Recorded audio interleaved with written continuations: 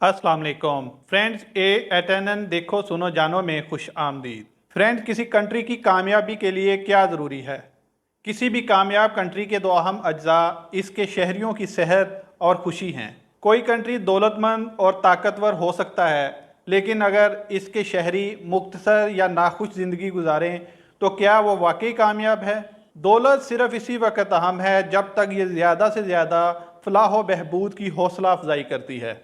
नए आने वाले दोस्तों से गुजारिश है, जिन्होंने अभी तक हमारे चैनल को सब्सक्राइब नहीं किया, जल्दी से बेल आइकॉन बटन को दबाएं ताकि नई आने वाली हर वीडियो आप तक पहुंच सके। फ्रेंड्स, आज चाइना दुनिया के ताकतवर तरीन कंट्रीज़ में से एक है, लेकिन क्या आप सोच सकते हैं कि सिर्फ 40 साल पहले इस कंट्री में गुर्बत की शरह 90% से ज़्यादा थी।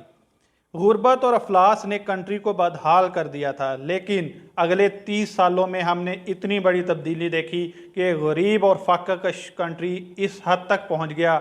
1978 में आलमी जीडीपी में चाइना का हिस्सा सिर्फ 2% था। आज चाइना आलमी जीडीपी में 18% से ज़्यादा का हिस्सा डालता है। इनकी गुर्बत की शरह 1% से कम है और चाइना दुनिया की दूसरी बड़ी मईशत है। कई लिहाज से इसे सुपर पावर कंट्री तस्वर किया जा सकता है, लेकिन ये कैसे मुमकिन हुआ? वो क्या जादू इस्तेमाल करते थे? फ्रेंड्स, आए इस वीडियो में चीन पर डिटेल्ड केस स्टडी करते हैं। चाइना सरकारी तौर पर अवामी जमहूरिया चीन मशरकी एशिया का एक कंट्री है। ये दुनिया का दूसरा सबसे ज़्यादा आबादी वाला कंट्री है, जिसकी आबादी 1.4 बिलियन से ज़्यादा है। चाइना 5 टाइम जोन्स के मुसावी फैला हुआ है और ज़मीनी तौर पर 14 ममालिक की सरहदें इसके साथ लगती हैं। इसकी सबसे ज़्यादा लंबी सरहद रूस के साथ लगती है। तकरीबन 9.6 मिलियन मुरब्बा किलोमीटर के साथ ये कुल ज़मीनी रकबा के लिहाज से दुनिया का तीसरा सबसे बड़ा कंट्री है। सदर रियासत का रस्मी सरबराह होता है, जिसे एनपीसी के ज़रिए मुंतखब किया जाता है। मौजूदा सदर शी जिनपिंग, जो सीसीपी के जनरल सेक्रेटरी और सेंट्रल मिलिट्री मिशन के चेयरमैन भी हैं। इन्हें चाइना का सबसे बड़ा लीडर बना दिया है। वज़ीर आज़म हुकूमत के सरबराह हैं। ली केयांग मौजूदा वज़ीर आज़म हैं। वज़ीर आज़म को बाज़ाब्ता तौर पर सदर के ज़रिए नामज़द किया जाता है। कंट्री को 22 सूबों, 5 खुद मुख्तार इलाकों, 4 म्यूनसिपलिटीज़ और नीम खुद मुख्तार खसूसी इंतज़ामी इलाकों में तकसीम किया गया है। कौमी दारुल हुकूमत बीजिंग है और सबसे ज़्यादा आबादी वाला शहर और सबसे बड़ा मालियाती मरकज़ शंघाई है। वो खित्ता जो अब चीन है, पैलियोलिथिक दौर से आबाद है। इब्तदाई चीनी ख़ानदानी रियासतें जैसे शांग और जाओ 2री सदी कबल मसीह के अवाखर से पहले दरियाए जर्द के तास में नमूदार हुई। 221 कबल मसीह में चाइना को एक शहनशाह के तहत मुतहद किया गया, जिसने 2000 साल से ज़्यादा अरसे में चीन पर एक या ज़्यादा शाही ख़ानदानों जैसे हान, तांग, मिंग और किंग की हुकूमत थी। चीन की चंद काबिल ज़िक्र कामयाबियाँ जैसे बारूद और कागज़ की ईजाद, शहर रेशम का क़याम और अजीम दीवार की तामीर इसी अरसा में हुई। चीनी सकाफ़त बशमूल ज़ुबानें, रवायात, फ़न तामीर, फ़लसफ़ा और इस तरह की बहुत सी चीज़ें हैं जिन्होंने इस शाही दौर में मशरकी एशिया को बहुत ज़्यादा मुतासर किया है। फ्रेंड्स, 1912 में चीनी बादशाहत का तख्ता उलट दिया गया और जमहूरिया चीन कायम हुआ। जमहूरिया ने 20वीं सदी के वस्त के बेशतर हिस्से में मुसलसल तनाज़ात देखे, जिसमें कौमी तांग हुकूमत और चीनी कम्युनिस्ट पार्टी सीसीपी के दरमियान खाना जंगी जो 1927 में शुरू हुई थी, नीज़ दूसरी चीन जापान जंग जो 1937 में शुरू हुई थी और 1945 तक जारी रही। इस तरह चीन दूसरी जंग अजीम में शामिल हो गया। मुअख्खर ज़िक्र ने खाना जंगी को आर्जी तौर पर रोका और नानजिंग कत्ले-आम जैसे मुतअद्दिद जापानी मुज़ालम का बायस बना, जो चीन जापान ताल्लुकात को मुतासर करते रहते हैं। 1949 में सीसीपी ने चीन पर अपना कंट्रोल कायम कर लिया, क्योंकि कोमिनतांग ताइवान भाग गया। इब्तदाई कम्युनिस्ट हुक्मरानी ने 2 बड़े मंसूबे देखे। ग्रेट लैप फॉरवर्ड, जिसके नतीजे में मुआशी गिरावट और बड़े पैमाने पर कहत पैदा हुआ, और सकाफ़ती इंकलाब, चीनी माशरे के तमाम गैर कम्युनिस्ट अनासर को पाक करने की एक तहरीक जो बड़े पैमाने पर तशद्दुद और जुल्म व सितम का बायस बनी। 1978 के आगाज़ से चीनी हुकूमत ने इक़्तिसादी इस्लाहात शुरू की, जिसने मुल्क को मनसूबाबंद इक़्तिसादियात से दूर कर दिया। लेकिन सियासी इस्लाहात को 1989 के तियानानमेन स्क्वायर के एहतजाज के ज़रिए कम कर दिया गया, जो कि एक कत्ले आम पर ख़त्म हुआ। इस वाक़या के बावजूद इक़्तिसादी इस्लाहात ने चीन के मेयार ज़िंदगी को नुमायाँ तौर पर बुलंद करते हुए अगली दहाइयों में मुल्की मईशत को मजबूत बनाने का सिलसिला जारी रखा। चीन दुनिया के गरीब तरीन ममालिक में से सिर्फ 4 दहाइयों में कैसे आलमी सुपर पावर बन गया। फ्रेंड्स, 1976 में माओ ज़ेतुंग खराबी सेहत के बायस इंतकाल कर गए और इस वक्त तक चीन की हालत में कोई बड़ी बेहतरी नहीं आई थी। लेकिन ऐसा नहीं है कि सिर्फ नाकामियां और बुरी चीज़ें थीं। माओ के दौर में कुछ मुस्बत कामयाबियां भी थीं। ख़ास तौर पर ख़वातीन की मसावात और तालीम के हवाले से माओ के दौरे हुकूमत में मुल्क गिर अवामी तालीमी निज़ाम का आगाज़ किया गया। हुकूमत की जानब से नाखानदगी के ख़ात्मे के लिए मुहिम चलाई गई और माओ की क़यादत के दौरान चीन की शरह खानदगी में बहुत बेहतरी आई है। 1949 के मुकाबले में 1978 में चीन में 3 गुना ज़्यादा प्राइमरी और सेकेंडरी स्कूल थे। इसके साथ ही एक मजबूत बुनियाद भी बन गई, जिसकी मदद से चीन ने लाखों लोगों को गुर्बत से निकालने में मदद की। इसकी हुकूमत ने स्ट्रेटजिक सरमायाकारी की, तालीम में साइंस, टेक्नोलॉजी, इंजीनियरिंग और रियाजी के शोबों में, जिन्हें स्टेम फील्ड्स कहते हैं, इसकी मदद से मुल्क में टैलेंट पोल बनाया गया, जिसने मुल्क की तकनीकी तरक्की की रहनुमाई की। औरतों के बारे में माओ की राय ये थी, ख़वातीन आधे आसमान को थामे रखती हैं। 1950 में शादी का नया कानून मंजूर किया गया, जिसमें शादियों का एहतमाम किया गया और जबरी शादियों को मुल्क भर में गैर कानूनी करार दिया गया था। औरतों को तलाक का हक दिया गया और बहुत से दूसरे पहलुओं में ख़वातीन को बराबरी की बुनियाद पर लाया गया। लेकिन अगर हम 1976 के ज़माने की बात करें तो चीन में माओ की मौत के बाद एक नया लीडर इक़्तिदार में आया। चीनी कम्युनिस्ट पार्टी में डेंग ज़ियाओपिंग। इन्हें जदीद चीन का बाप भी कहा जाता है, क्योंकि इनकी क़यादत में चीन की हकीकी तब्दीली शुरू होती है। डेंग ज़ियाओपिंग इन लोगों में से थे जिन्होंने माओ के दौर में माओ के ख़िलाफ़ आवाज़ उठाई। इसकी वजह से सकाफ़ती इंकलाब के दौरान इन्हें अपने तमाम ओहदों से इस्तीफ़े देने पर मजबूर किया गया। ये वाज़ेह था कि डेंग ज़ियाओपिंग का नज़रिया माओ के नज़रिए से मुख्तलफ था। डेंग का ख्याल था कि हुकूमत का चीनी मईशत पर कंट्रोल इंतहाई सख्त है, जो पिछले 50 सालों में चीन की तबाही का सबब बना। वो मईशत को आज़ाद करना चाहता था, इसीलिए इसने अपनी इक़्तिसादी लिबरलाइजेशन की पॉलिसियाँ मुतारफ़ करवाईं। इसके कई पहलू हैं जिस पर हम एक एक करके बात करेंगे, लेकिन इनका मजमूई नज़रिया आज के चीनी खसूसियात के साथ सोशलिज़म के नाम से जाना जाता है। नंबर 1, सबसे पहले ज़रई निज़ाम में तब्दीली लाने के लिए डेंग ने घरेलू ज़िम्मेदारी का निज़ाम मुतारफ़ कराया। जब माओ ने अपनी ग्रेट लैप फॉरवर्ड मुहिम का आगाज़ किया, निजी काश्तकारी मुकम्मल तौर पर ख़त्म कर दी गई। किसी फ़र्द को ज़मीन रखने की इजाज़त नहीं थी। तमाम मलकियत मुकामी सतह पर हुकूमत के हाथ में थी। डेंग ने मलकियत के इस स्ट्रक्चर को तब्दील नहीं किया। मलकियत गाँव की हुकूमत के हाथ में ही रही, लेकिन इनफरादी किसान और इनके ख़ानदान को तवील मुद्दती लीज़ पर ज़मीन दी गई। इन किसानों को फ़ैसला करने का हक़ होगा कि कौन सी फसलें उगाएं, अपने कारोबार का इंतज़ाम कैसे करें और कहां से मुनाफा कमाना है। लिहाजा किसानों को अपनी पसंद की फसलें उगाने की ज़्यादा आज़ादी मिली। दूसरा, डेंग ने कहा कि तमाम किसानों को अपनी फसलों की एक ख़ास मिकदार हुकूमत को फ़रोख्त करनी पड़ेगी, लेकिन इस कोटा को पूरा करने के बाद वो जहां चाहें ज़ायद पैदावार बेच सकते हैं और अज़ाफ़ी मुनाफा कमा सकते हैं। लिहाजा इसने किसानों को इख्तरा करने की तरगीब दी। इनकी पैदावारी सलाहियत में इजाफा हुआ। डेंग ज़ियाओपिंग ने इसी ख्याल को फैक्ट्रियों पर इस्तेमाल किया।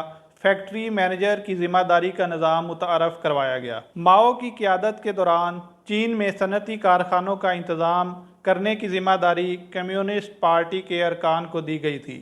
सियासी मुदाखलत बहुत थी, लेकिन डेंग की क़यादत में ज़िम्मेदारी फैक्ट्रियों में काम करने वाले मज़दूरों और मैनेजरों को मुंतकिल कर दी गई। उन्होंने इन्हें फ़ैसला करने की मज़ीद आज़ादी की इजाज़त दी, जिससे पैदावार में बहुत ज़्यादा इजाफा हुआ। एक बार फिर फैक्ट्री में काम करने वाले मज़दूरों को मज़ीद मेहनत करने की तरगीब मिली। आप खुद ही तसव्वुर करें, वहाँ एक फैक्ट्री है, मसलन जूते तैयार करने वाली फैक्ट्री। अब फैक्ट्री में काम करने वाले मजदूर और मैनेजर फैसला करने का हक रखते हैं। तैयार किए जाने वाले जूतों की तादाद, इस्तेमाल किए जाने वाले मटेरियल, जूतों की फरोख्त की कीमतें और इनको अदा की गई तनख्वाह, कारकुनों में मलकियत का एहसास पैदा हुआ। ये इनकी फैक्ट्री थी और वो चाहें तो इसे कामयाब बना सकते थे। इन तमाम पॉलिसी इकदामात की वजह से लाखों लोग गुर्बत से बाहर आने लगे, लोगों की ज़िंदगी बदलने लगी। 1978 और 1984 के दरमियान औसतन चीन में ज़रूरी पैदावार में 7.4% की शरह से इजाफा हुआ। चीन में अनाज की पैदावार 1970 की दहाई के आखिर और 1980 की दहाई के वस्त के दरमियान 2 गुना हो गई। अगला बड़ा कदम तालीम में इंकलाब बर्पा करना था, लोगों को तालीम देने पर तवज्जो मरकूज करना, जिसकी वजह से 1986 में हुकूमत ने लाजमी तालीम का कानून मुतारफ़ करवाया। चीन में 9 साल तक हर बच्चे के लिए मुफ्त और लाजमी तालीम। 1980 में हुकूमत ने जो तालीम पर खर्च किया था वो चीन की जीडीपी का तकरीबन 2% था और इसमें इजाफा होता रहा। 2010 तक ये रकम जीडीपी के 4.1% तक पहुंच गई। यही नहीं बल्कि चीन ने फ़नी और पेशा वराना तालीम पर भी तवज्जो दी है। लोगों को हुनर सिखाया गया जिनकी असल में नौकरियों में ज़रूरत होती है। इन तमाम इक़दामात की वजह से हमने चीन में शरह खानदगी में हैरत अंगेज बेहतरी देखी। 1982 में शरह खानदगी 65% थी और 2012 में ये 95% से तजावज़ कर गई थी। इसी तरह सेहत की देखभाल पर पैसा खर्च करना एक और बड़ा इशारा है। 2021 में चीन ने अपनी सेहत पर जीडीपी का 5.59% खर्च किया। डिंग जाओपिंग की अगली तरक्याती हिकमत अमली टाउनशिप और विलेज इंटरप्राइजेज थी, जो कि TVE के नाम से भी जाना जाता है। इसका मकसद देही इलाकों में इक्तसादी तरक्की और लोगों के म्यार जिंदगी को बेहतर बनाना था। TVE चीन में तकरीबन हर शोबे में देखे गए हैं, जैसे टेक्सटाइल, इलेक्ट्रॉनिक्स, मैन्युफैक्चरिंग, सर्विसेज। दर हकीकत TVE की एक बड़ी मिसाल हवावे टेक्नोलॉजीज है। ये कंपनी शेंजेन के इलाका में एक TVE के तौर पर शुरू हुई, लेकिन आज ये टेलीकम्युनिकेशन आलात में आलमी रहनुमा बन चुका है। इसकी एक और अच्छी मिसाल चीन का शहर वेंजो है। यहाँ कुछ मकामी लोगों ने जूते बनाने के लिए छोटे कारखाने लगाए। आहिस्ता आहिस्ता कारोबार फैलता गया और इतना बड़ा हो गया कि आज वेंजो के जूते की सनत चीन का एक बड़ा बरामदी शोबा है। यहाँ के जूते ना सिर्फ चीन में फरोख्त होते हैं बल्कि चीन के बाहर भी फरोख्त होते हैं। आमतौर पर देही और शहरी इलाकों में आमदनी का फ़र्क होता है, लेकिन यहाँ आमदनी का ये फ़र्क TVE की वजह से कम हुआ। 1990 की दहाई में चीन की कुल सनती पैदावार का तकरीबन 20% TVE से था। इसकी वजह से लाखों नौकरियां पैदा हुई, लेकिन ये तब ही हो सकता है ये सब करने के लिए जब पहले से लोग तालीम याफ्ता और हुनरमंद हों। 1980 में डिंग ने चीन में खसूसी इक्तसादी जोन कायम किए, जिसमें टैक्स मराहत दी गई, ब्यूरोक्रेटिक अमल को आसान बनाया गया, कम ज़ाब्ते नाफज किए गए ताकि मुल्क में गैर मुल्की सरमायाकारी आ सके। फ्रेंड्स, अक्सर जब लोग चीन की तरक्की की कहानी सुनाते हैं तो वो पहले इस नुक्ते का जिक्र करते हैं, लेकिन मैं इस नुक्ते का जिक्र बाद में कर रहा हूँ, क्योंकि चीन को इस मुकाम तक पहुँचने के लिए कई और इकदाम करने पड़े ताकि कामयाबी के साथ गैर मुल्की सरमायाकारी को चीन में लाया जा सके। जब गैर मुल्की कंपनियां मुल्क में सरमायाकारी करती हैं, उन्हें हुनरमंद लोगों की जरूरत होती है। अगर लोग तालीम याफ्ता और हुनरमंद नहीं होंगे तो कोई पैसा नहीं लगाएगा। यहाँ मेहनत सस्ती थी, लोग हुनरमंद थे, सिर्फ थोड़ी सी ब्यूरोक्रेसी और लोगों को पहले ही TVE की वजह से मतलूबा तजर्बा हासिल था। शेंजेन चीन का पहला खसूसी इक्तसादी जोन बन गया। ये शहर मछली पकड़ने का एक छोटा सा गांव हुआ करता था, लेकिन चंद सालों में ये एक बड़ा बैनुल-अक़वामी शहर बन गया। 1980 में शेंजेन की GDP $0.3 बिलियन थी। 2020 तक ये $420 बिलियन तक पहुंच गई। गैर मुल्की कंपनियों को मुल्क में आने की तरगीब देना, खुले दरवाजे की पॉलिसी बनाई गई। चीन की मईशत दुनिया के लिए खुली थी, इसे मुआशी लिबरलाइजेशन कहा जाता है। फ्रेंड्स, 1980 में चीन की FDI $0.06 बिलियन थी। 2021 में ये $333 बिलियन से तजावज़ कर गई। इन सब के अलावा हुकूमत ने बुनियादी स्ट्रक्चर की तरक्की पर भी तवज्जो दी। रेलवे लाइनें बनी, शहरों में अच्छी पब्लिक ट्रांसपोर्ट और इसके साथ साथ हुकूमत ने साइंसी तहकीक को भी तरजीह दी।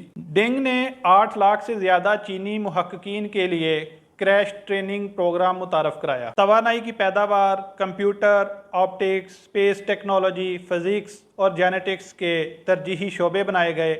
इन साइंस रिसर्च सेंटर्स को हुकूमत की तरफ से भारी फंडिंग दी गई। तहकीक और तरक्की पर खर्च की गई रकम में हुकूमत की तरफ से बतदरीज इजाफा किया गया और 2020 में ये $500 बिलियन से तजावज़ कर गया। चाइनीज़ कम्युनिस्ट पार्टी CCP ने करप्शन को कम करने के मकसद से कवानीन और एजेंसियां बनाकर एंटी करप्शन के इक़दाम को बरोए कर लाया। ऐसे एंटी करप्शन इक़दाम की अफादियत पर बहस की जाती है।